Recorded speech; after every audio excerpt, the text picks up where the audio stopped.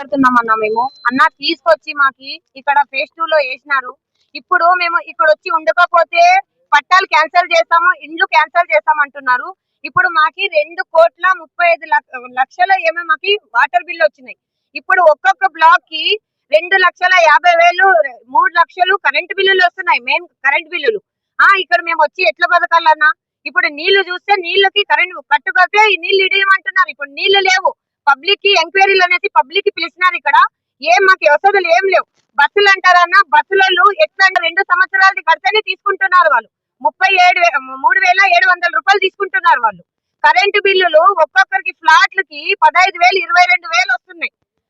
మాకి అది కక్షపూర్వకంగా చేస్తున్నారో దేని గురించి ఇప్పుడు వరకు మాకు కేసీఆర్ ఇచ్చినప్పటి నుంచి ఇప్పటి వరకు ఏ వసతులు లేదన్న. ఇక్కడ మేము ఇచ్చినారు కానీ మా బతుకులు రోడ్డుకు వచ్చేసినాయి.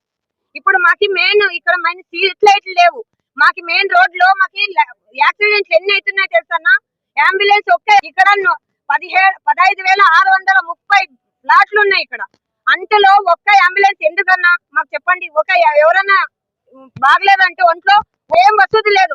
ఏమన్నా అన్నారనుకో మీ ఇల్లు క్యాన్సిల్ చేసేదానికి వస్తున్నాం అనేసి పబ్లిక్ కి పరేషాన్ చేస్తున్నాం. మా దగ్గర మెయింటెనెన్స్ అంత కూడా లేదన్నా. చాలా మంది హెల్త్ ప్రాబ్లమ్ హాస్పిటల్ అన్నారు కానీ 200 పడకలు అన్నారు. ఒక బోర్డు లేదన్నా. మా పిల్లలు ఎట్లా బతకాలా, ఎట్లా చదవాలో చెప్పండి మీరే. ఏం వచ్చింది మాకి. అంతకంటే మాకి ఒక రూమ్ లు తీసుకొని 5,000 కిరాయి కట్టుకునేదే మంచిగా ఉండేది. కేసీఆర్ అన్నకి ఇది ఒక్కటి ఆయనకు దండం పెట్టాలా. ఆయన వచ్చింటే ఏముండేదో ఏమో కానీ మాకు చాలా కష్టంగా ఉందన్న. దీని మీద మాకు హెల్ప్ చేయాలా మీరు. ఎందుకంటే ఇప్పుడు ఈ నీళ్లు లేకుంటే మేము ఉండేది కూడా ఇక్కడ ఉండే వాళ్ళు కూడా లోకల్ వేసి పోవడా, తినేదానికి తిండి లేదు, పనులు లేవన్నా. షాలాగా లేవు. అవి ఎవరి ఇష్టానికి వాళ్ళు చేసుకుంటున్నారు. ఇక్కడ కరెంట్ బిల్లులు ఎక్కడి నుంచి కట్టా కూడా